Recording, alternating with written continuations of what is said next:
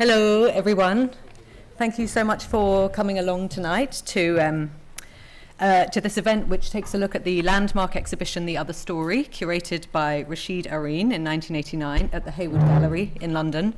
This is in conjunction with our Rasheed Araeen exhibition that we currently have on at the Heong Gallery. It runs until the 2nd of February, so if you haven't had a chance to visit yet, please do.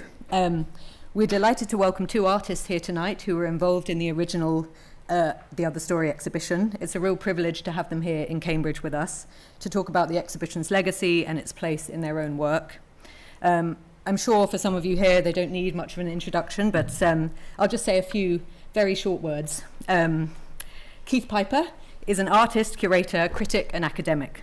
He's had exhibitions across the UK and internationally, and his practice ranges from painting through photography and installation to digital media, video and computer-based interactions. In the early 1980s, Piper was a founder member of the Black Art Group, an association of young artists of African Caribbean descent based in the West Midlands, and I'm sure he can talk a bit more about that during the course of the evening. I'm delighted also to welcome Gavin Jantjes, painter, curator, writer and lecturer, who lives and works between Norway, South Africa and the UK, and lives in Oxford now. Biographical update, thank you.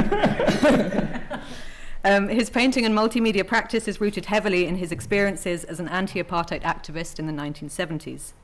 During his time as a member of the British Arts Council, he helped develop their policy on cultural diversity. He's also had exhibitions across the globe, most recently at, in London, at Whitechapel Gallery, who hosted a retrospective, which I think was the largest solo presentation of his work to date. You may have seen Eddie Chambers was also listed. Unfortunately, he can't attend. There was a scheduled clash. All the way for Eddie. I didn't realise that the mic was on.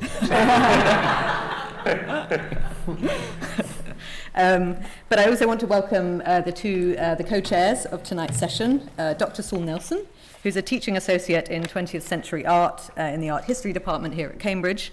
He's got a particular interest in global modernisms. And also Alina Kaku, who's very recently finished her PhD in South Asian diaspora artists within the British Black Arts movement, focusing particularly on the 1980s. So I think we can call you Dr. Alina now. So congratulations. So this will be a nice kind of informal event. Alina will say a few words, sort of 5 minutes or so, introducing us to the exhibition, The Other Story. Then we'll have a Q&A with Keith and Gavin, and then we'll open the floor to any questions that you may have. So thank you. Over to you. Okay.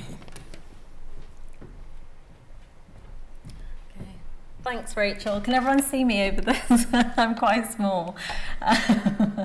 Yeah, so I'll do my best to... Is it all okay with the mic? Yeah, it's all right. Okay, I'll do my best to introduce The Other Story. And hold on, so I'm just trying to get the slideshow up.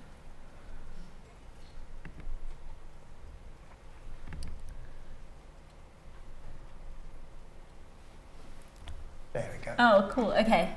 So I put together basically like a walkthrough of the exhibition. So hopefully it will just sort of play in the background and people will be able to get a sense of what it was like to attend. And yeah, all the images are from the After All, The Other Story website.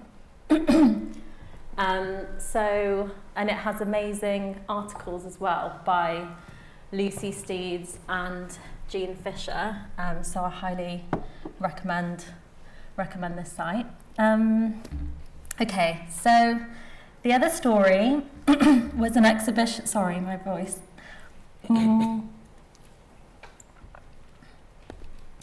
The Other Story was an exhibition of art by African, Asian and Caribbean artists in post-war Britain, curated by Rasheed Araeen. It ran at the Hayward Gallery in London from 29th of November 1989 to the 4th of February 1990, before touring to Wolverhampton Art Gallery and then to Manchester City Art Gallery and Corner House. The 24 artists featured in the exhibition were Rasheed Araeen, Salim Arif, Sonia Boyce, Frank Bowling, Eddie Chambers, Avinash Chandra, Avtarjeet Dhanjal, Uzo Egonu, Iqbal Joffrey, Mona Hatoum, Lubaina Hamid, Gavin Jantjes, Balraj Khanna, Lee Wan-chia, Donald Locke, David Medalla, Ronald Moody, Ahmed Parvez, Ivan Perez, Keith Piper, Anwar Jalal Shemza, Kumiko Shimizu, Francis Newton Sousa, and Aubrey Williams. Now, the argument underpinning the other story was that the fundamentally internationalist, cosmopolitan nature of modernist art and sociability up to the 1950s had been erased by a public cultural memory and art history that had arisen at the same time as increased nationalism and anti-immigrant hostility in Britain in the 70s and 80s. Araeen had been pushing forward this critique since publishing his polemic Preliminary Notes for a Black Manifesto in 1975 to 76. He had first proposed the other story to the Hayward in 1978, but his proposal was rejected. It was probably an entire decade of interventions into the politics of the British art world, staged by members of the British Black Arts Movement, a contested term, but which nonetheless created the conditions of possibility for the other story to go ahead by 1989. The other story offered a huge selection of works by artists of the global majority in post-war Britain. The exhibitors were mostly artists who had been born in British colonies in the 20s and 30s, where they belonged to an international modernist culture, before coming to Britain in the 40s and 50s. There were also a handful of younger artists who went to art school and participated in left social movements in Britain in the 70s and 80s, especially anti-racism and feminism. In foregrounding artworks, the other story focused attention on the material, historical, and philosophical evaluation of these artists' work, proper to the discipline of visual art, removing distractions such as uninvited ethnic or racial categories.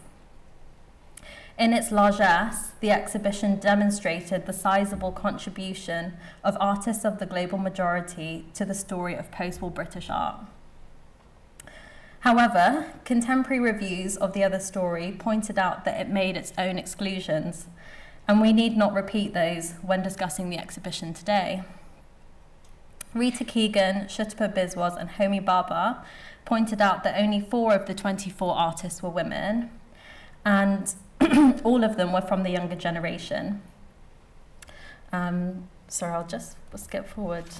We can go back to these, sorry. Oh no. It's okay. Well, anyway, but they might have included the pioneering international modernist women, Althea McNeish or Premlata Chandra. And I wanted to show you images of their work, but I think they'll just appear.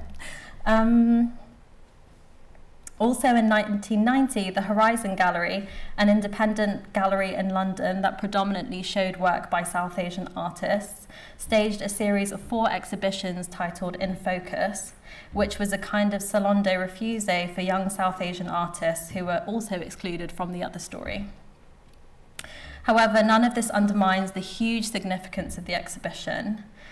If it is now common sense to discuss modernism in global terms and to conceive of British culture, whatever that might mean, as multicultural, then this is due in no small part to debates that Araeen doggedly prized open and to art histories he painstakingly independently compiled in a collective context as part of the other story.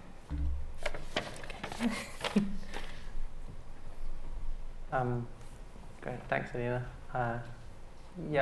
So we thought format-wise, we'll now have about 30 minutes of questions between us up here, and then throw the floor open for your questions for Gavin and Keith. And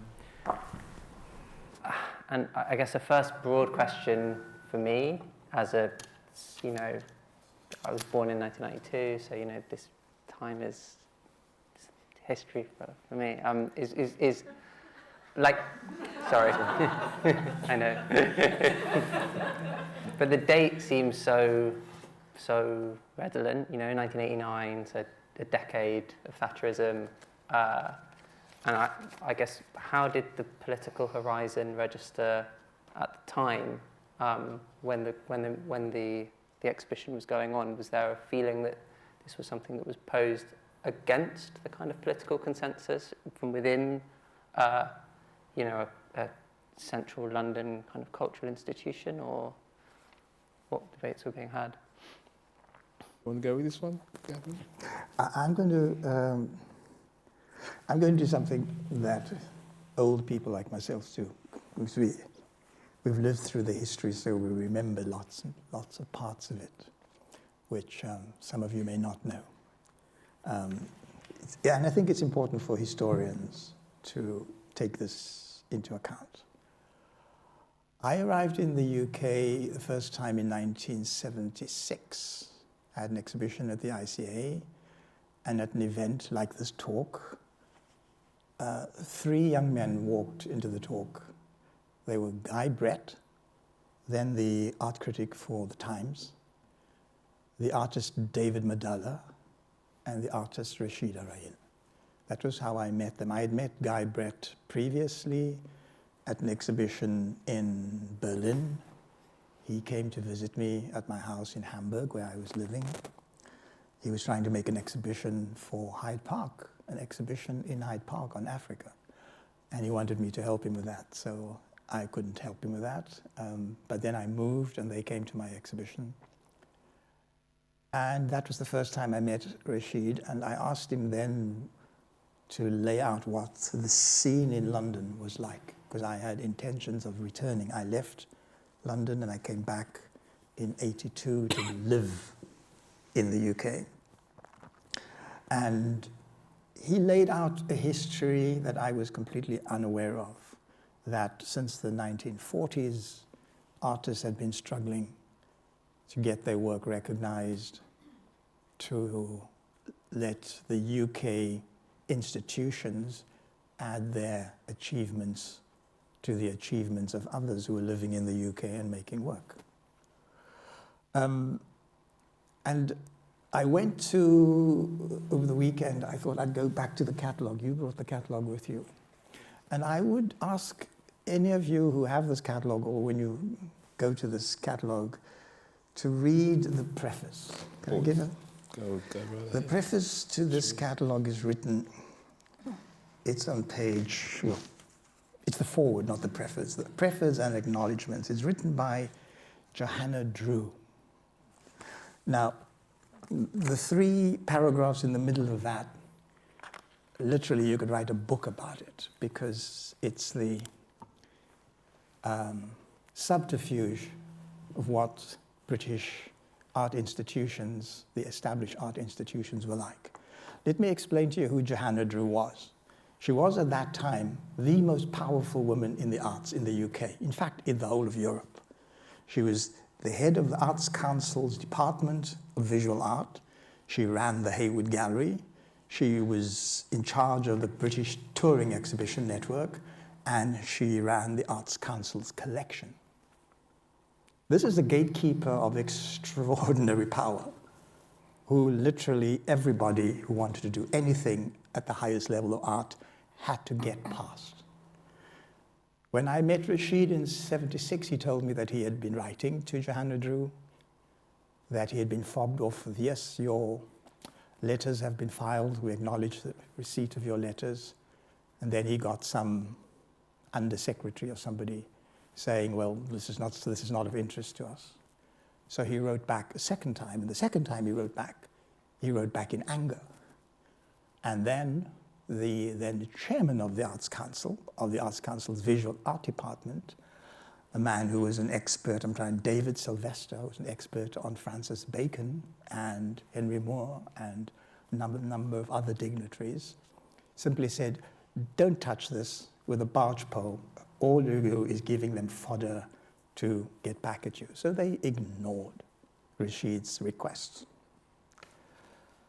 In 1976, 1980, when I came back to the UK, I was invited by, of all people, Margaret Thatcher, to become a member of the Arts Council.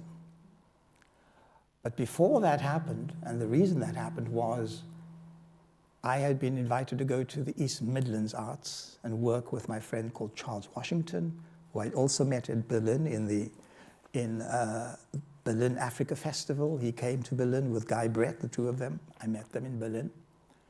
And Charles, when he heard that I was coming to live in the UK, said, will you come and work in East Midlands Arts and help us develop a policy and a strategy to support artists of colour, which is the American term.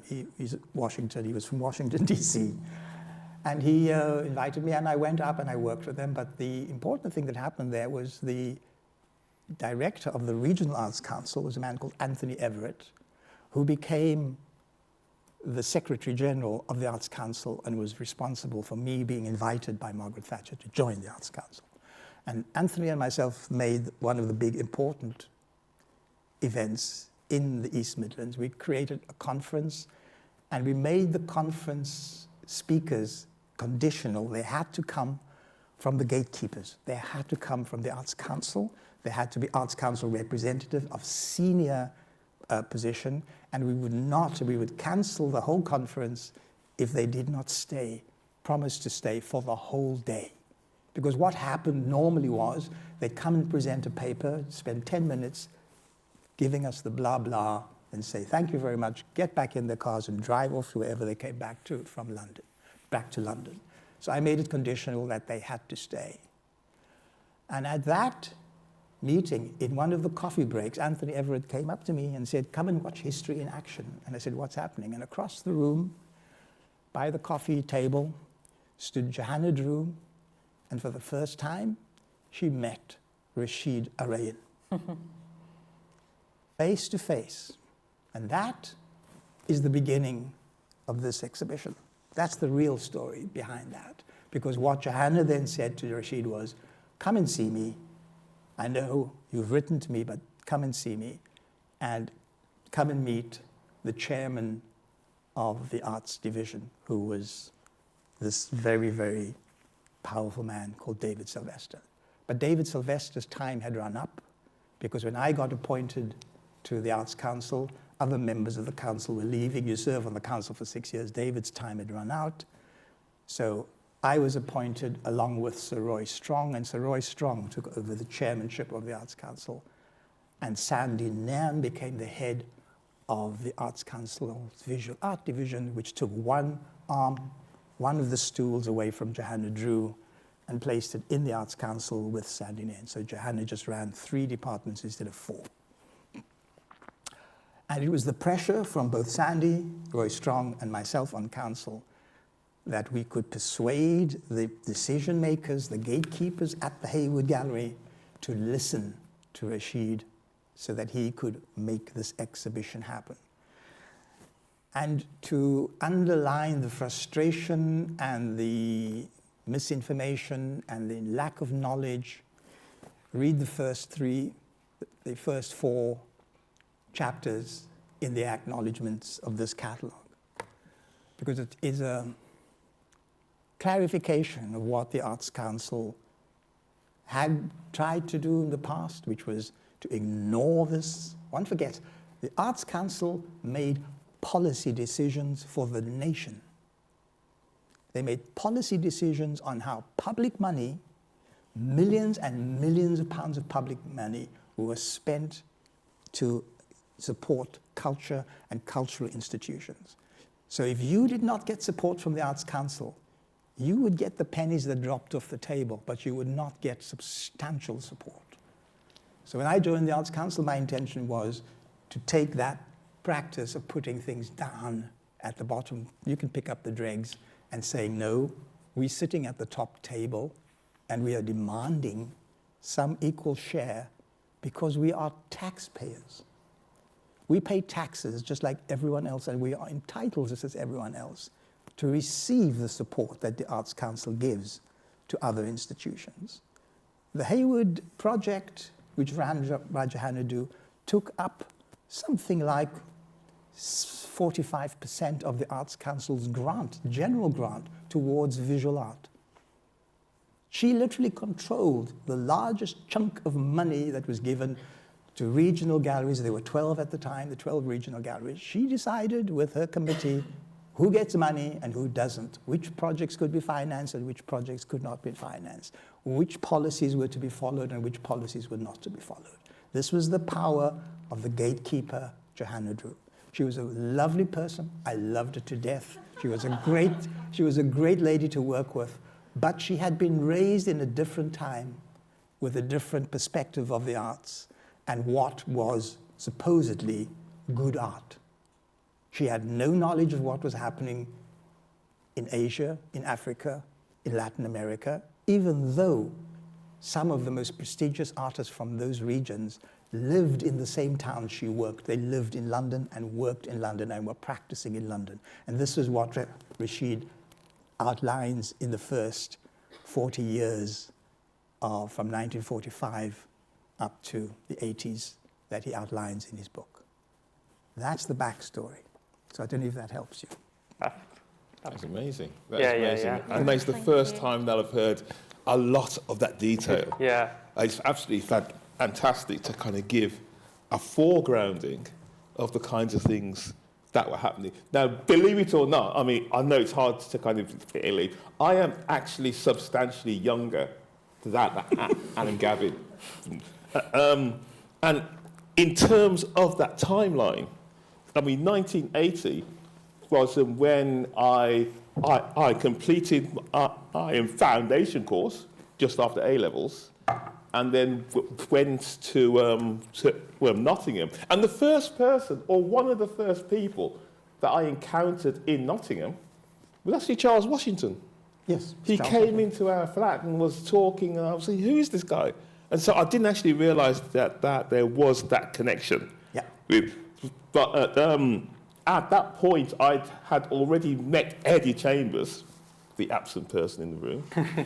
On that foundation course, he was already working with a group of kind of young black artists then, with the local art authority. So he was like working with Westminster's Arts, and we were working. And so this whole thing of the superstructure of the Arts Council, I don't think we were actually even that aware of it. I wasn't aware of it when I first came.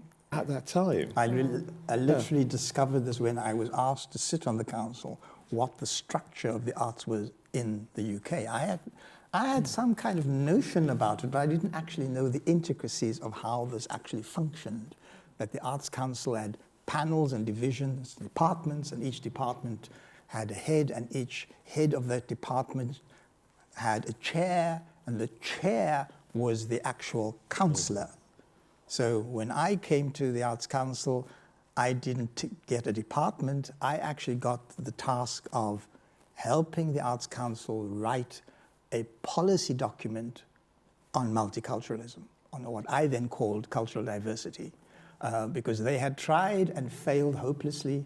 They'd given a commission to Nazim Khan to write a book which was called The Arts That Britain Ignores. Yes. And at the launch of Nazim's book, nobody turned up, so everybody ignored it, which was a very sad occasion. But it was the first attempt of the Arts Council to deal with this, which was a clear indication to me that there was nobody within this mainframe structure. This was the actual engine that generated the energy, the policy, the money to make arts function. And there was nobody in that structure who knew literally anything about what was going on in Asia, what was going on in Malaysia, what was going on even in Australia, in Canada. These are all parts of the old British Empire where there still were links and one could travel there and one could actually go and discover this. But nobody bothered because the axis was London, New York, and Paris. That was it. You didn't go anywhere else. And that is still, to a large degree, what a lot of curators and gatekeepers do. So a message to the gatekeepers: if you want to call yourself a curator, a contemporary curator today, if you do not get outside of your office and go somewhere, you are lousy at your job. Full stop. You are lousy at your job because the job is a global job. It demands that you go and look. Don't just look in your backyard because there's not enough there to sustain a program for your community.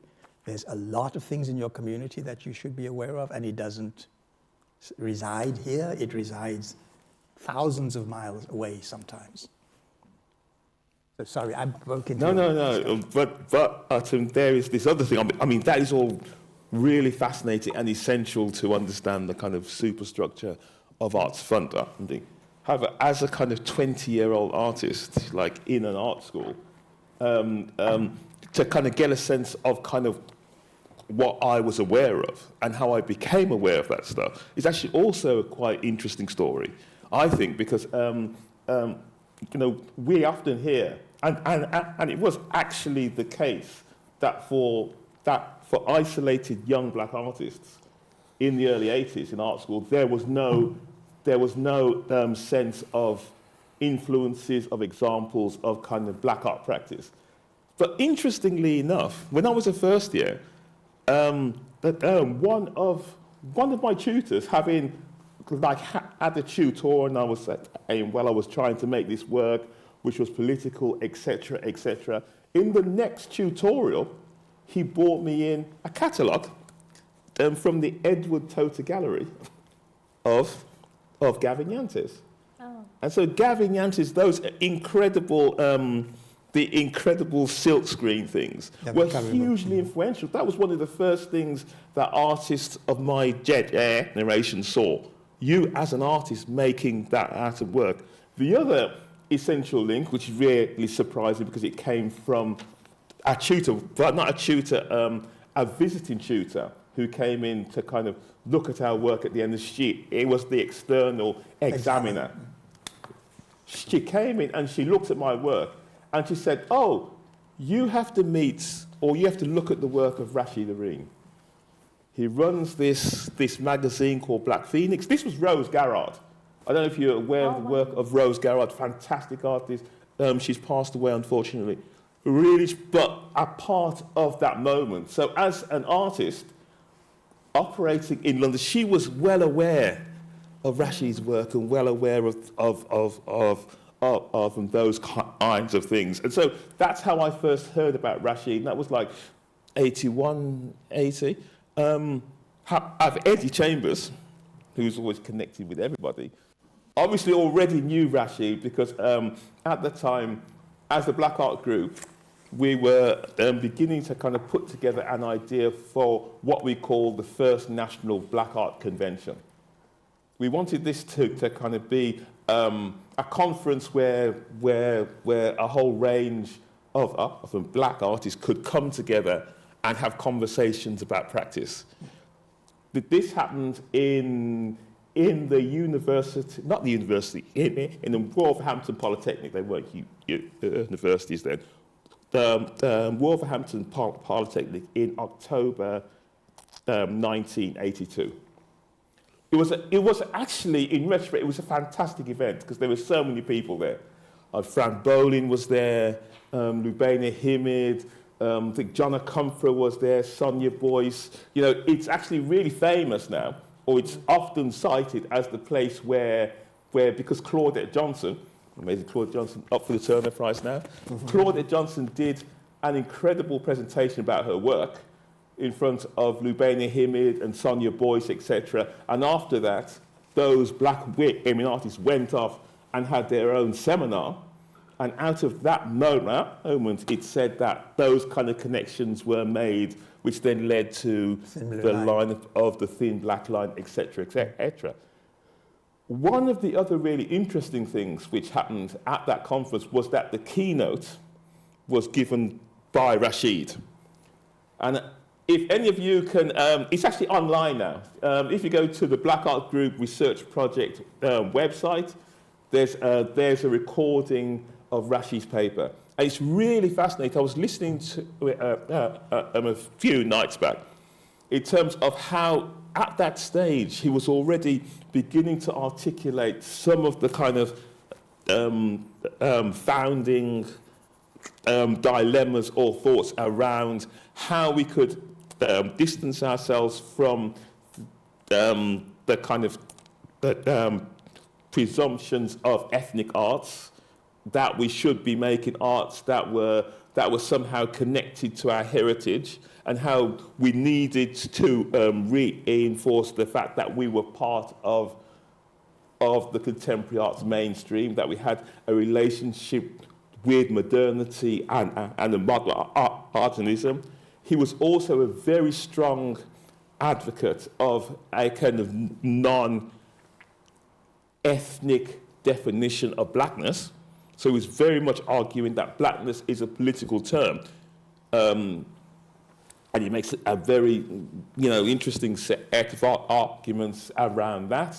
There was opposition in the room to that as well, because there were other people in that room at that time who were very much pushing for the American kind of definition of blackness as a being of African descent. But even at that moment, you can begin to see some of the arguments which informed, this body of work. I think also, yes, all of the stuff around the kind of funding structure is very important. But it's also important that that's the other story was, I think it was actually the last of the whole of a stream of exhibitions from, I think, New Horizons at the GLC. There were lots of them. lots of Central Black Art. things. This man here, I have to big this man up. Honestly, he did one of the most important, which was between two worlds. Between Two Worlds at the Whitechapel, which was also a major exhibition. A major exhibition, which also they went to the fruit market, went to travelled other around, places. And so these were all between 85, 86, 87, and the other story finally went up in 89, but I know it was like in construction from 85 or before, if you're saying that, there was this other... No, it was considered by most artists who came from the so-called third world then, that to make a breakthrough, to shift the discourse from the kind of, or the discourse that had been the dominant one, which came out of the court hold. If you studied at the court hold, that is what you learned, and you learned about Egyptology, and it wasn't even identified as African, but somehow it existed on the Mediterranean. It didn't really belong to Africa. And that there was, according to the wonderful 6-part program by Gombrich on civilization, that literally the only people who made contemporary art in the world were people who came from France or from England or from the USA. And that nobody else, even I lived in Norway, even Edvard Munch was kind of like a very peripheral artist in this concept of Gombrich's. He had no knowledge of Rabindranath Tagore, who in 1907 already put out a philosophy that clearly stated that you don't judge artists by their ethnography or their origins. You judge them on the basis of what they produce as work and how that work contributes to humanity. 1907, Rabindranath Tagore wrote this. So this was, he had no idea that, or didn't want to. There was a kind of deliberate racial myopia to the contributions and the ideas and the achievements of the rest of the world. And we had to struggle against that. The fact that, when I came to London and I had an exhibition at the ICA, I was absolutely shocked that I was the first black artist to show at this very prestigious venue, started by Sir Rowland Penrose. Sir Rowland Penrose had made an exhibition on African art at Camden Art Centre 5-10 years before that. Oh. And it had in it 5 or 6 of Africa's major contemporary artists, which nobody wanted to listen to. Nobody went to look and take their work seriously. Dumeli Fene was in that. There were, Malangatana was in that exhibition. Major players who were there producing substantial contemporary visual art in the 60s, in the 50s. And nobody wanted to nobody, certainly those gatekeepers, those people who made decisions about which works land up in exhibitions in mainstream institutions, which works are purchased into the collections and therefore added onto the history of art. These major players were ignorant. They were, as I said, lousy at their jobs, because this job had already, in the immediate post-war period, become an international enterprise. And here we were in the 80s, and we were still dealing with this tiny little island called the UK. And I won't talk about that now, but it'll come up later. Just this idea that you could no longer stand on this tiny piece of ground and claim it was the entire world. It was just an absurd idea. And this exhibition, in reality, should never have happened. It should have been a natural part of the discourse of development of British post-war contemporary art. But because of the racism, because of the myopia, because of the chauvinism, you just never got to see major artwork by people from these areas. And I was invited to run one of Norway's biggest contemporary art museums called Heong Art Center. When I went there, the first person I called up when I got the job was Susan Hiller. Susan Hiller is an American artist who lived in the UK and had been a major player, and her work was totally ignored by the establishment. And she called me up and she said, "This institution you're going to, do you know the history? In the feminist movement, we did an analysis of all the mainstream exhibitions in the whole of Europe, and this institution you are going to run comes second last in its support for female artists." So when I arrived there, I asked them to lay out their 20 years of work, and in 20 years they had given 2 female artists an exhibition. In my 6 years I ran that institution, I gave 16 women artists solo exhibitions in that institution. And in the UK, nobody was doing that. This is one of the reasons I took on the job in Norway, because I said, I'm going to put my money where my mouth is and show you what is possible if you really want to do this. So I brought major artists from so-called third world into Norway, into Scandinavia, and toured their work throughout Stockholm and Denmark, etc., and showed these works. And the fact was, the students who were studying art history in Oslo had no reference points, because in the Norwegian language, nobody had bothered to research Shireen Neshat. They didn't know who Shireen Neshat was. An Iranian artist of superb quality, who in the year I showed her, had won the Aperto Prize at the Venice Biennale. And it was only then that when they realized, I don't need to travel to Venice to see this work, it's actually in my town. It's actually, I can go and see the very same piece of work. It's actually on display right now. I opened 1 week before the Venice Biennale with exactly the same work.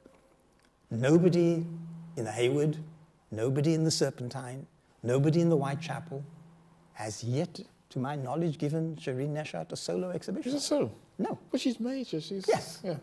Shows you. That surprises me, actually. Shows you. Because, yeah. Are the curators doing their work? Are they doing that? Sorry? She had a show at the Serpentine. Okay. You're quite right. Quite right. But I mean, because she's so major, though. This is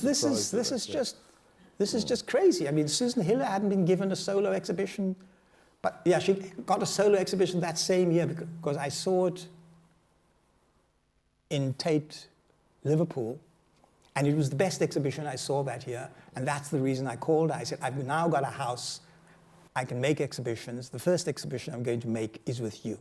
And that was my first exhibition with Susan Hiller. But that's to show you the example of the struggle that Rasheed had with this major body. The Hayward Gallery was the major policy signaling institution in the country because it was the Arts Council's gallery. The finances and the people who worked there were members of the Arts Council, and they were putting into practice the policy of the Arts Council. So this is what has to be understood. Why, when you read this essay, and I'm going to read you one part. This is about in the third paragraph. It says, making an exhibition, I haven't got my reading glasses on. Making an exhibition on the basis of racial origin is not something that comes easily to the art world. A number of important artists felt unable to participate, weary of such contexts for reasons which are perhaps understandable. That is a book. You can write a book about that. 4 of those 5 artists have shown at the Hayward before. Who and I they? tried to work out who were is they? she Who were talking they? about. I know it was Anish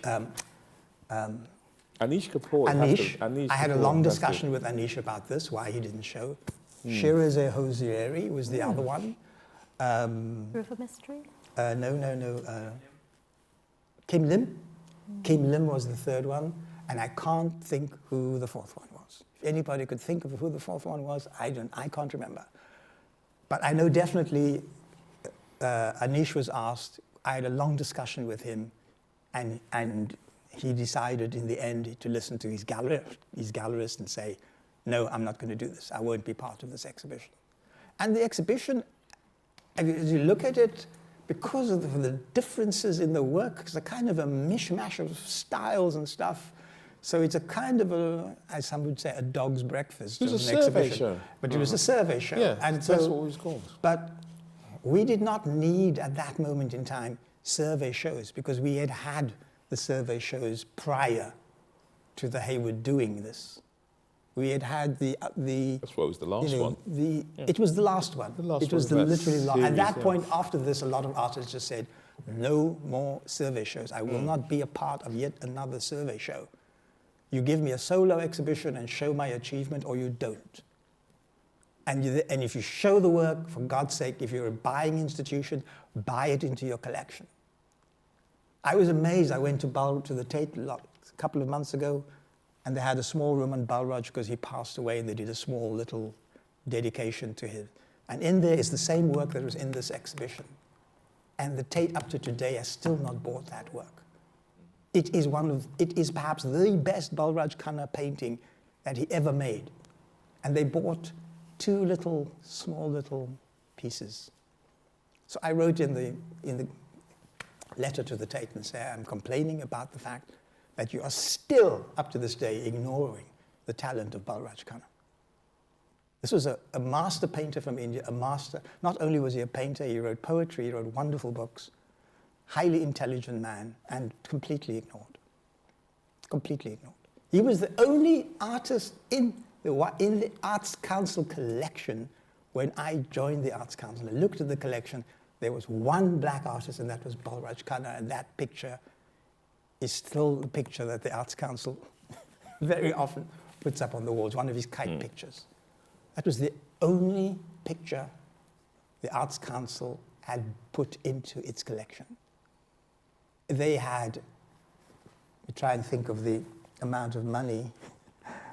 I think the Visual Arts Department at that time when I joined the Arts Council was spending something like the overall budget was £261 million when I joined the Arts Council. And of that £261 million, £180,000 had gone to making cultural diversity even present anywhere, and most of that went into the Midlands, to the galleries in the East Midlands. That was what we dealt with in 1980, when I joined the council, 82. Yeah. Into the galleries in the East Midlands? Yeah. Which ones? Which ones would they have been? It was, I think, the Icon had That's West received East Midlands, and there East was the something Midland called, Group. what they called the Midland Group, was then called the ICA of the Midlands. It was called The Midland was, okay. the Midlands Group was called the ICA, the Institute of Contemporary Art in the East Midlands. Okay. Before it changed its name, it went learning all defunct kind of and new was stuff here. reinstituted. I had an exhibition there. That's why I know. So this is a horrific story. This is a horrific story. And of course, looking at our time, what we have today is a situation where these major institutions, which includes the Tate, includes the Hayward, are constantly playing catch-up. I'm constantly being asked, do you still have a work from the 70s that we can buy? I'm saying, Yes. I don't bother with this work anymore. That's interesting. You know, why do you want to buy? I've been making new art for the last 15 years. Why are you talking to me about a work I made 45 years ago? What? You're doing exactly the same, making exactly the same mistake you made, your predecessors made 45 years ago. You say, oh, we don't really know what's going on, so let's quickly put something in there to show that we actually are interested. But you're not. I would ask a lot of artists, young artists today, how many curators from mainstream institutions have come to do a studio visit? Simple question. It's the basis of what they do all the time. If they want to do a Damien Hirst exhibition, they go to his studio and they have a look at what he's doing. And his gallerists make sure that they come. Sends a chauffeur-driven car to pick them up and drive them over there. Keith is doing some new work. Do they come? Well, I'm older now, so... You're older now. However, I think there has been a bit of a shift, like post-YBA and post the whole emergence of kind of black artists as a part of the commercial art world. You know, post Ophelia and Steve McQueen and all that. I think there has been a shift. Yeah. If you go to Cork Street or whatever, you will see a lot of black artists. There has been a shift today, and you can see it. I was amazed this summer when I showed at the Whitechapel. Zanelli, my compatriot, showed at the Tate. Yinka showed at the Serpentine. 6 or 7 artists who were shown on the London Underground. Now in Cambridge, you have Rasheed showing here, and Ket Ziad has got a show on. Go further up the road to Yorkshire. There's Batik Here's magnificent exhibition. If you haven't seen it, please get on a train, go to the Yorkshire Sculpture Park and go and see it. You will not see it again. This is a very rare show. You will not see that again. She doesn't show in the UK that often, and certainly not in this part of the world. Most of the time it's in New York. Batik Here was a young teenager when I showed her in Norway. She and her husband are now the 2 most famous artists in India. She was commissioned to make a work which is almost as high as this room in Yorkshire Sculpture Park. Go and see it if you get the chance. I just want to ask though, because there is a really interesting question or a problem which Rasheed posed in his address in 1982. He said that he didn't see the prospect in 50 years of there being a black prime minister or a black artist of the stature of Henry Moore. Well, he's wrong. Do you think? Yes, exactly. I think yes. Yeah. He was wrong. I mean, even actually, and Nish Kapoor, if you think about it. But yes, and Steve McQueen. I mean, come on, Steve McQueen's the greatest artist Steve McQueen, living today anywhere on the planet. You name it. Am I wrong? Amazing. Yeah. So things have changed. Things have changed, and we have to understand changed. how that change or where that change is. So we do need to also The change happens fundamentally on 2 things. People make changes. Individuals who have the power to make the change practice that power and make the change. That is the rule. You know, Michael Compton, when he ran the Tate, could have, in 1980, bought Rasheed's work. He knew it was there. It was being shown. He didn't bother to go and look at it. But he could have used his power and said, this artist who comes from another part of the world is making substantially new art, and it was very new what Rasheed was making with those beautiful, there's one beautiful blue structure in your exhibition. You know, there were other things that Rasheed was doing. Why they never did it, I don't know. And then 40 years later, they're coming, do you still have that blue box from the 1960s that you made? Can we perhaps, because we've got this loophole hole in our historical timeline that we have to stop gap and fill it, can you I just say, go away. I don't want to sell you any new work or any old work. I can only sell you new work. That The might work be a I'm good doing note now. to pivot to see if anyone has any questions at this point for Gavin and Keith. Open this up to the floor. There's a little question. bit.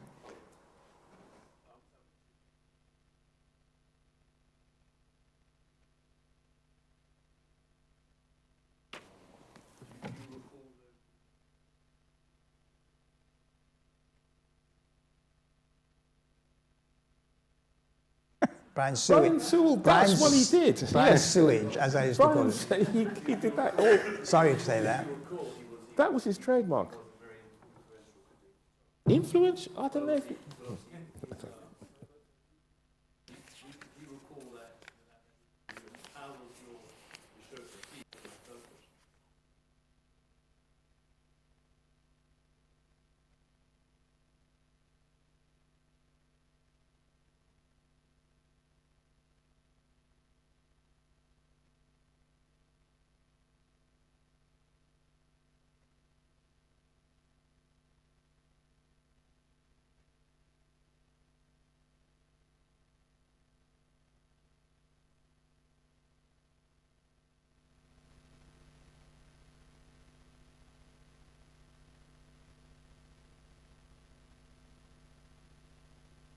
Which review in the Financial Times? Sorry, I didn't get that. Sousa. Yeah. Wrote about who? F and Sousa.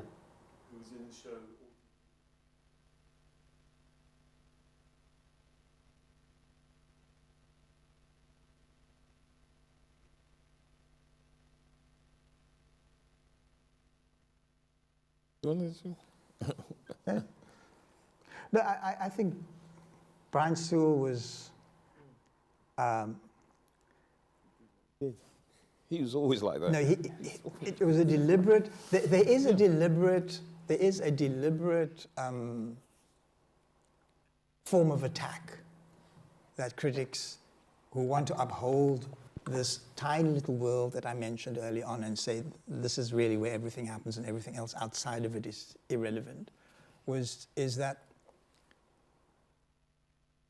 you criticize it in whatever way you want to, and I'm somebody who believes in art criticism. I listen to critics. I think it's worthwhile listening to what they have to say. But Brian Sewell was an exception. Because what he does, and this is also something that happens right now to a degree. There's a subterfuge there, and that is you create an expectation through that criticism. You create an expectation, and then the artists feel they have to react to that expectation. That's the danger of what Brian Sewell does. He doesn't look at what has been achieved. He simply places and says, this is just the old colonial subjects coming back and trying to bash the colonial master. That was one of the principal arguments he constantly used. So what happens in that? How do you bash? You bash by illustrating that colonial conflict. So post-colonial debates thrives today. Everybody's talking post-coloniality. How many people are talking about what artists in that other world are actually achieving apart from this coloniality? Take it away and see what's being done.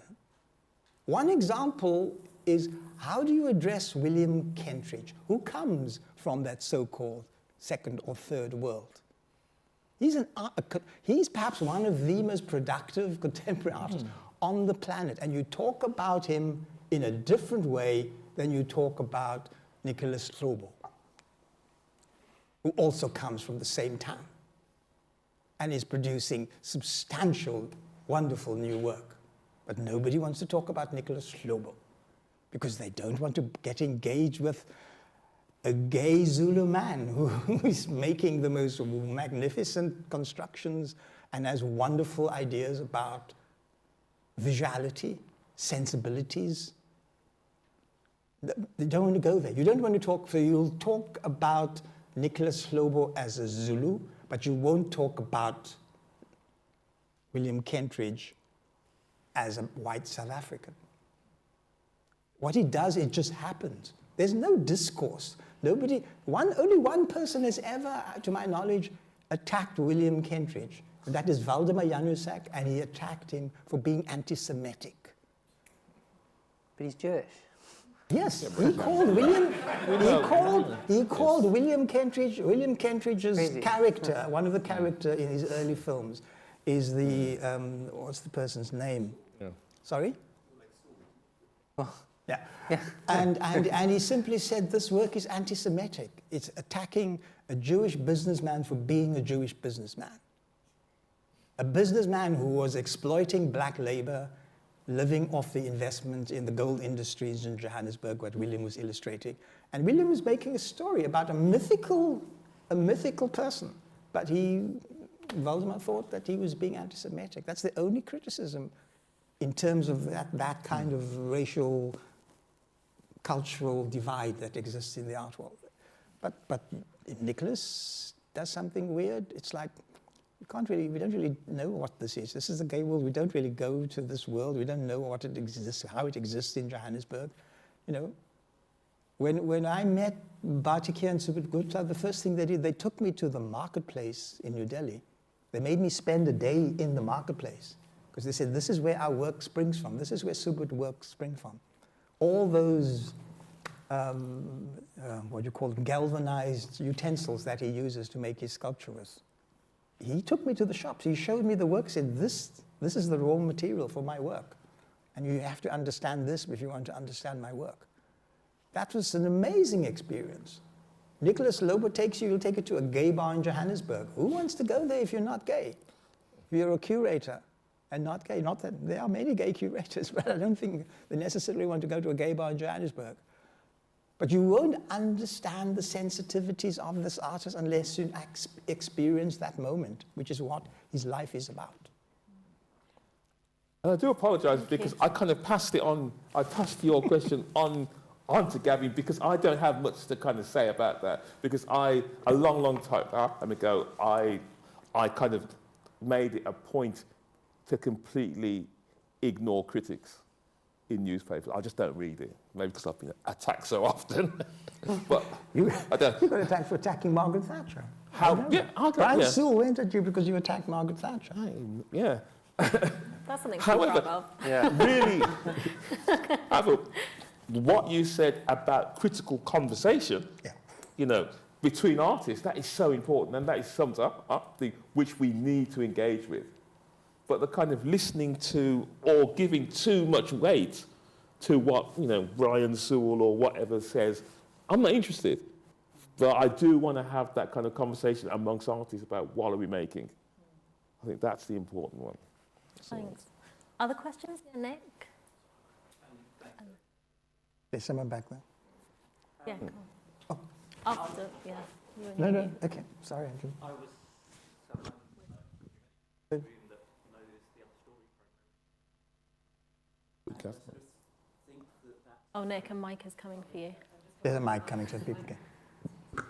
Thanks. So I was just saying, I'm one of several people that probably knows the other story primarily through its catalogue, having never visited, and I feel that the catalogue has had a slightly separate afterlife, where it's kind of set out this this kind of historiography that's quite linear, and he sort of positions Caribbean Arts Movement, Signals, the 1980s group in this way, and looking at the slides that Alina presented, I was sort of often surprised by the less linear quality to that, the surprising juxtapositions, the different kind of relationships, and also just kind of, as Gavin was alluding to, things like the materiality of the work. So I just wondered if either Keith or Gavin could sort of talk about the experience of the exhibition, sort of being in it, also the process of kind of it being put together. Did you meet the other artists, those who were still alive? And kind of what the kind of physical experience of the exhibition was like. Also, Keith, can we Yes, if you can. There you go. have a look? Those Yes. who don't know it, My go. costumes. Yeah. There's another one. There are two. There's pass both around. No.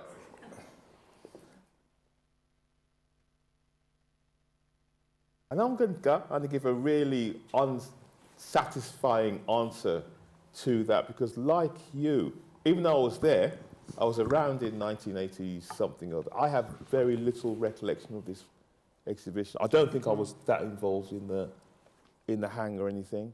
I think I was at the opening, and that's it. And so my recollection of the exhibition is now through the catalogue. I remember other shows much more, because I remember with the show at the Whitechapel, I was involved in the install. Yeah. But for a show like that, because you weren't in the install, you just turned up. And I didn't have those kind of conversations with the artists. I'd never met those artists. I mean, the thing which Rasheed always told, I mean, specifically me, but I think me and, you know, a few around us off about, was our total ignorance of history. He would always curse us for not knowing about these other artists. And we didn't, because basically students don't. You know, that's what I say to my students now. Go and research some artists, and then so. Yeah, we do the same with ours. Yeah. Yeah, absolutely. So, but you were more involved, so you can give. Yeah, I mean, much more I remember we did some talks. I remember I did one talk with Homi Baba, and Homi he insisted in being part of the talk because Andrew Graham Dixon, I think it was, had written a negative comment about a painting I had done, which is an untitled painting, which is about the Demoiselle d'Avignon, one of the figures from the Demoiselle, and a mask that belonged to Flamenc. And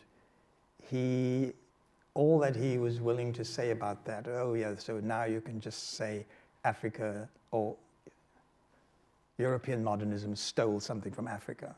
And Homi Baba, it's a piece of writing I think you should go and read if you're a historian, because he literally undid Andrew Graham Dixon and told him what an idiot he was, what he was not seeing and what he was not willing to see in the most elegant Homi Baba way, as he can only do.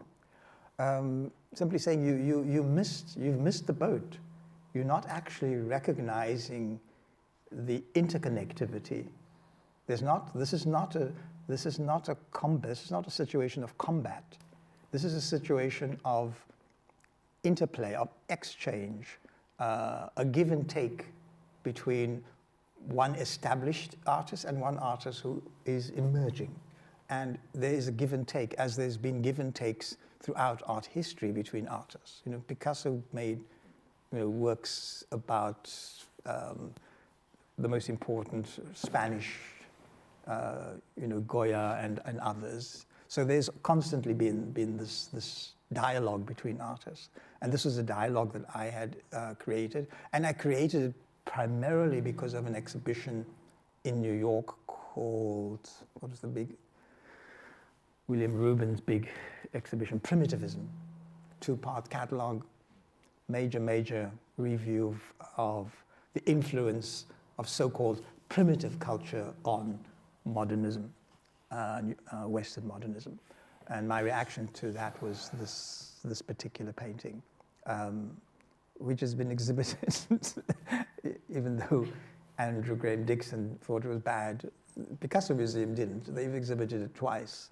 So it's this strange take on what is your starting position as a historian? What do you think you know? And when you are challenged, are you willing to let go what you know to actually experience something new and different and actually realize that you don't live on an island, the world is this huge, expansive place, and you should engage with it. Andrew is a classical, court-hold prodigy. He's a court-hold prodigy. Waldemar Januszek, who's also a court-hold prodigy, will never do that. He has a totally different take on that. Waldemar is willing to listen. He's willing to go somewhere else and listen and take it into consideration as he re-evaluates his art historical narratives that he spins about classical, modernist, 20th century art. I have a big question for, if I can ask a question, because this is fantastic to kind of have Gavin here as one of our, our greatest minds. Just after this, you posited what I think was one of the most important set of ideas in terms of black creativity in this country, which is the ideas around new internationalism. Yeah. Where did that come from out of this kind of set of thinking? Because I always thought that was a key moment. The idea of a new internationalism came out of my work at the council, shaping the council's policy on diversity. I wrote this white paper because that's what I did when I joined the Arts Council. Lord Rees-Mogg, the father of the current Rees-Mogg, who sits in Parliament, strange man. His dad called me in and said, "What do you want to do? Every council member has a job. What do you want to do? What job do you want? We'd like to give you a job, and we'll give you a budget, and you can just go ahead and do this." And I said, "No, I don't want a budget." And he was quite shocked at that. I said, "No, what I want to happen is that I want the Arts Council to use the budget they get differently and to understand why they are using it differently. And what I can do is help them make those decisions, shifting their positions." That was the way I saw. So we wrote the paper. It took us 2 years to devise it. It changed the financial structure because it became a policy of the council. It changed the financial structure. It forced every recipient of Arts Council money to spend 4% of their budget in those first 2 years when we did the policy, to make that shift. And that shift alone brought requests from across the entire arts, which is music, theatre, dance, literature, visual arts, then it was still community arts, all these different departments of the council. Everyone took stock of what came out of the 2 years and the 4% uplift, and there was so much more demand that by the end of my time in council, we had gone from spending something like, as I said, of the 26 million, we'd spent maybe 0.0% to spending 12% of the Arts Council's budget on diversity. And then the next question was, where do we go from here? And that was then to make a shift, a secondary shift, which Stuart Hall and Sarad Maharaj helped me with. We sat down and we said, what's the next phase? The next phase is to make the shift so that people understand the art world as an international phenomenon that is not dictated to by one specific version of art history, that there are many, many art histories, and somehow we need to take stock of these art histories and bring them in to our own perception where they touch. Like I say, Rabindranath Tagore had written a policy about diversity in 1907.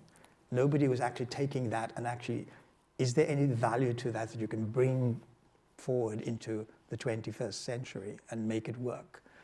And these ideas then became very clear to me that what I was doing was an internationalism. And I remember Stuart Hall saying to me, are you talking about a new internationalism or a new internationalism? Because there had been a political concept of internationalism that comes out of the Russian Revolution. And this, it was, what is the strange man whose body was embalmed and sat in the... Bentham. Jeremy Bentham. Jeremy Bentham actually coined the word internationalism.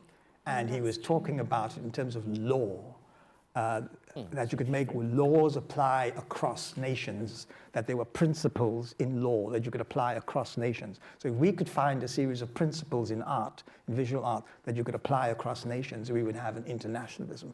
That's where the term new internationalism has its roots. That's where we went to. So I wrote some papers, and Sarat came to talk to the council, and the council thought, okay, so we moved from the old idea of ethnic arts to multicultural arts to new internationalism. That were the 3 steps that we took, and it took us 8 years to do that. Yeah. And that made possible this exhibition. It made possible the creation of third text, because Rasheed had for years tried to publish this. He started in the 60s trying to publish Black Phoenix, and no publishing organization would give him support. The Arts Council wouldn't give him support, etc. But when Sandy Nairn took over the running of the Arts Name, one of the first thing we did was give Rasheed a budget to create third text. And that's our third text, and it served England well for 15 years or more, 20 years. And Innova, of course. Yeah. Yeah. And we created Innova out of the same budget, which was a leftover of the old GLC and London Borough Council's cultural monies. Yeah. Do you have a question? There was a question way back there. Thank you. I was just going to mention before I do ask my question, not to forget Dartington, which of course was set up and advised by Rabindranath Tagore many years ago in like 1925. And the whole ethos of that was driven by Tagore and his belief in the idea of art and culture and environment and social being put together. So that was just a point I want to make. So there has been something here in this country that did get involved by him. I just wanted to ask actually about the fact that the show was done in 1989, and then in 1990 you had this beginning of this big explosion of kind of the YBAs coming in quite soon afterwards. And I just wondered whether that whole discourse and that somewhat self-congratulatory kind of, the kind of cool Britannia, whether that whole thing of the art world slightly drowned out the discourse of what was going on and what exhibitions like The Other Story kind of set up originally, and how it was in the 90s after that kind of period of the 80s where there was this slow progression towards a kind of an understanding that there was a different type of art and diversity going on in the world. Keith, I love your essay on this. Which essay is In that? The Shades of Black. You wrote an essay about what happened in the 90s. Did I really? Yeah. Oh, yes, of course I did. No, not to put you on the spot, but anyway, yeah. Just notice, but I have recollection of these things. I mean, 89 years for the Sensation show, and very much that moment, and when those young artists coming out of Goldsmiths, engaged with the commercial art world in the commercial art world in a very particular way. And yeah, I do think that actually drowned out, because it came from somewhere else. I always think about, I'm a big jazz fan, and jazz musicians in America always complain, at the height of their practice, in comes the Beatles and destroys everything they built. Yes. The YBAs had a similar effect in the British art world. We were just getting this started, and it was up to, thanks to Brian Sewage and the Evening Standard, that they had a kind of almost a demand. We need something to challenge this. And the thing that challenged it was the YBA and the money that came from Saatchi through the Conservative Party as the person who designed the policies of the Conservative Party and earned him a mountain of cash that allowed him to buy these works and create this movement. And the fact that if you talk to Yinka Shonobare and you talk to Chris O'Feely and ask them if they felt they were ever part of this, they say no. So the question is, why, when these two major figures emerged at that particular time, why did they not see themselves as part of the YBAs?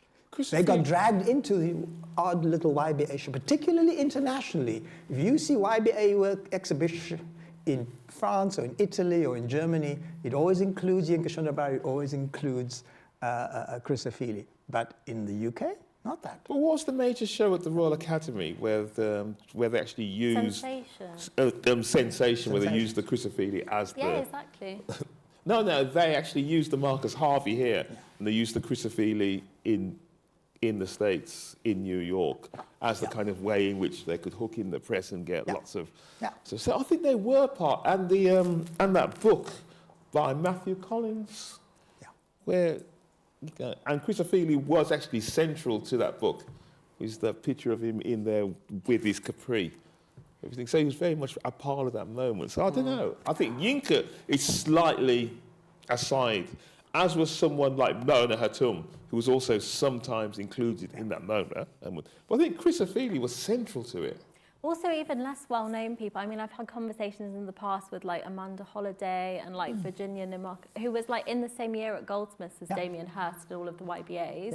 So I think definitely like maybe there's like a conjunctural shift of like definitely this like kind of, you know, you can't talk about race now, every, you know, kind of end of history, you know, it's all kind of over and we don't have to talk about politics anymore. But also actually people knew each other and went to shows and yeah, I don't think it's like a total rupture, and actually, yeah, there was continuity. Yes. But I think, like I say, the effect of the YBAs on both the commercial side of the art world and the actual debating part of the art world, the discourses around the YBAs. If you look at the actual discourse in the work of other members of the YBAs, you actually see that Chris's work doesn't really fit that discourse. Yinka's work doesn't really fit that discourse. They're kind of outside of it. They don't actually, they're people who you can really bolt down. You know, Matthew Collins can bolt them down in the way that he does. But I don't feel that this is essentially, I always feel that there was a moment where it was crushed.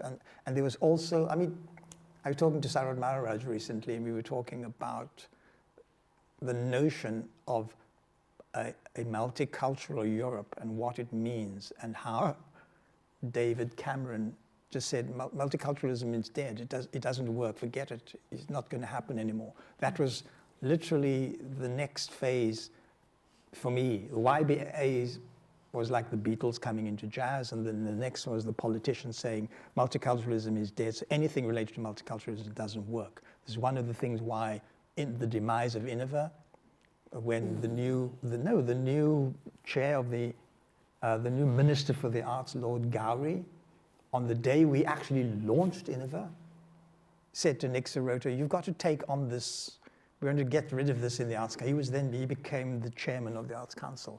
And he wanted Nick Sirota to take Innova into the Tate's practice and not have it funded through the Arts Council. That was the new chair of the Arts Council. This was his position. He didn't want anything. He didn't want the Arts Council to have anything to do with Innova. Oh, that's interesting. So that's just facts that people don't know. But there was a person at the head of the arts who thought that he had knowledge about the arts. That's why he insisted on becoming Minister for the Arts. And the first thing that he did was we launched Innova on the same day we launched Tate Modern. The two things happened the same day. The 9 o'clock press conference launched Tate Modern. The 11 o'clock press conference launched Innova. And which year was this? This is 96, something like that. Something like that. I can't remember the date. 94. But 94. Wow. 94. It would have been in 2000. That's when Tate Modern opened. Well, the Tate Modern opens then, but as an idea, I think. Yeah, as an idea. Yeah, as an idea, it would have taken that amount of time. Absolutely. For it to be. And the only reason we actually got that conference, we had a conference at the Tate. It was called. There's a book about it. Rasheed's. Sorry. Global Vision. So the Global Vision conference, which I actually organized for the Tate. Was the first conference for Innova, and actually got the Tate to house it because they were renovating the Turner galleries, and all of the Turner galleries, including the auditorium, was empty. And I asked Nick if we could get that, and he gave us permission to do it. So that's why we were in the same building on the same day, launching the same two things happening on the same day on the same site. Yeah. Interesting. I think we've probably got time for one more question, if anyone has one. There's one more. Thank you. I've learned so much from this talk. It's a history I'm not very familiar with. I'm curious to ask, because we heard a lot here, especially through your work with the Arts Council, Gavin, about what led up to Other Story and the ways that cultural diversity was so clearly marginalized within the organization in the years leading up to Other Story and what it took to get there. But given how marginalized such concerns and such communities were, I wonder to what extent it mattered to a great number of the artists involved, as well as to other Black and diasporic artists, to show at the Hayward or to be part of Arts Council, in the sense of, what were the alternatives, and showing perhaps in lesser known community spaces, maybe South London, East London, who actually came to the Hayward? I mean, did Black and diasporic communities come to the Hayward? Was it about reaching a white mainstream in a specific way? Was there also maybe disappointment with audience and with the ways that they were segregated, perhaps? And yeah, I don't know. I mean, maybe it's just me, as you can hear from my voice, in some sense, being an American, and sort of a sense of, to some extent, astonishment at the level of public power here, in terms of, weren't there also some private funders, or I don't know really, but were there also either community art spaces, cooperative spaces, spaces outside of Arts Council's influence, where it was important to point to these, where it may be important to point to the ways that some of these artists became known not as part of the British art scene, but as artists that were prominent within London to their own communities, or to perhaps to an international community outside of what was known as the British art scene, to, of course, a white minority that held power.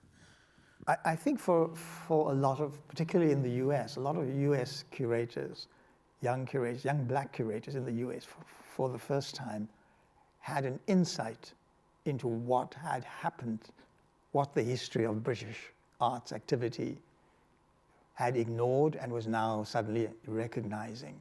My friend Salah Hassan, who is head of the Africa Institute in Sharjah and works in Princeton, he literally cites this moment as his beginning of understanding how to work with African art and how to work with artists who were pushed to the edges of the greater discourse.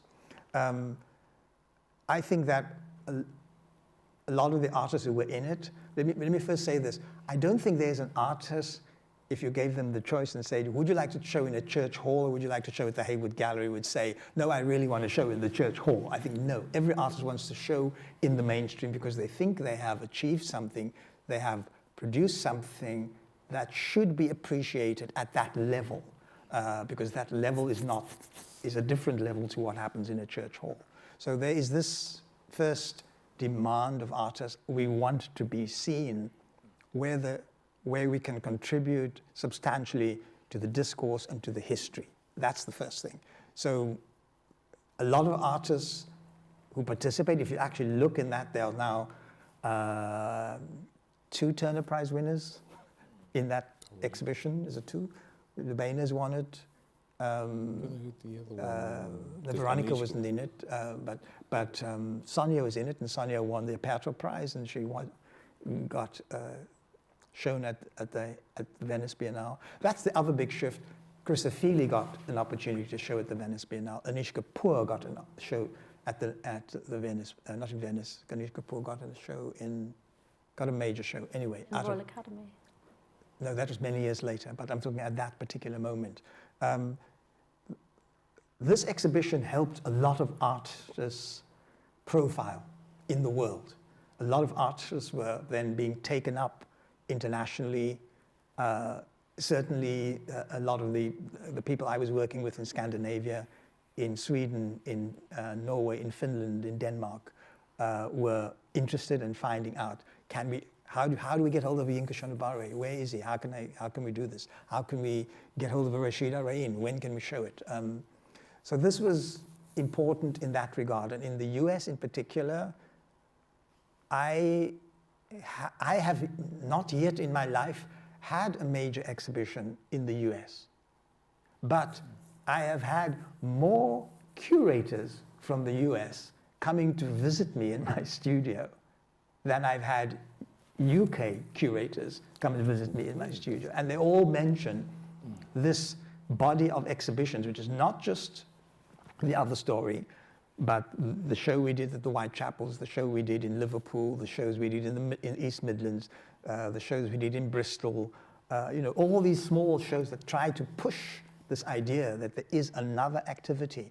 And a lot of curators in the US sat up and particularly after the Global Visions Conference, and the Global Vision Conference was directed specifically at international curators. We actually, I was told when we set up the Global Vision Conference, the price of the tickets for the Global Vision Conference is nobody will come, it's too expensive. And I said, just you wait. We advertised the Global Vision Conference, and within 3 weeks, we'd sold every seat in the house. The result was there was this clamor of people calling us privately and calling the Tate privately, the influence from MoMA, etc., saying, how the hell can we get seats because it's all been booked out? We had to ask everyone who was a student, who was willing to pay, I think it was 260 quid, which was a lot of money to attend a conference, to give up their 260 quid seats and for £10 sit in an adjoining room with everything relayed so that we could gain, I think we gained like maybe 24 seats that we could give to the curators from MoMA, from the Centre Pompidou, from San Francisco Museum, who all were clamoring, from the Smithsonian, who all were clamoring to get into this conference. That's how important that signal was that came out of The Other Story. It let the world know there is another group of artists, there's another level of achievement that nobody's actually taken seriously. And that was a very important moment. And it was, and a key part of what you asked was about the audiences and how audiences in 1989 would have seen that body of work in relationship to the kind of work which they would have been seeing in the regional art galleries, in the publicly funded art galleries, the Camden Art Centres, the Battersea Art Centres in London, the kind of other spaces like the Corner House or whatever in Nottingham. And so there was at that time a whole range of other spaces which were showing this work, and then in between those and the idea of the community spaces, there were spaces like the Black Art Gallery in Finsbury Park, which also, was showing that kind of. And so there was, a whole range of spaces where you could go and encounter this work. I'm trying to remember if at the Hayward at that time it would have been free to get in, or did it have a charge? I don't think so. Surely. No, because a lot of the time, and a lot of time you don't. You actually didn't go to those. I refused to go to any show at the Hayward, which I had to pay her some money for. Really? But the other important thing of your question, which I think has to be said, and that was the bodies of text that was generated as a result of all of these different kinds of exhibitions that led up and finally stopped with the last big survey show of The Other Story. That generated a body of knowledge, a body of text, mostly written by the practitioners or by black art historians who had no voice in the art world at the time. That was their opening as well into the art world, to go and, very few people knew about Homi Bhabha before this happened. Next thing I know, I'm sitting with Homi in Amsterdam airport, and he says, I'm leaving my college, I'm going to Yale. And I said, what? And Sarat Maharaj was there, and the three of us were sitting around, and we were all saying, why everybody else in the world is taking us seriously? Why are we still holding on to our senior lectureships in these colleges when the colleges themselves don't really want us there? Don't you start with that one. So we left. I left. I went to Norway. Sarat went to Berlin and to Stockholm. Homi went to the USA. And England lost that. Absolutely. England lost that huge body of knowledge because the references then came from Yale, and they came from the university in Berlin, whose name I forget, the Humboldt, etc., and from the Scandinavian work that I did. That's where the information came from. It didn't, it took a lot of, now you're getting a lot of young researchers doing this work. Now they're using that text. And I would say to young researchers, please, please, please, go and visit young artists in their studios today and write about what they're doing now. Yeah. That is the most important thing that you can do. Because if you produce the information, you produce the body of knowledge of what young new artists are doing right now in this field, these gatekeepers in the mainstream institutions cannot say they do not know about it. Because they are still claiming they do know. That's why they're asking, can you show us, can we buy something that you did 45 years ago? Stop doing that. Come right up to the present. Come and deal with the present, because there are young artists producing work of substantial importance right now. Deal with it, write about it, research it, sit down with the artists and work this out. Put that information out through the mechanisms that there are, and get the gatekeepers to acknowledge that this work exists. Yeah. On that note, thank you everybody for your contributions. Yes, thanks. Yeah, to Gavin. I learned so much today. Yeah, and thanks to Adam and Rachel as well for organising. Yes, thank you. Yes.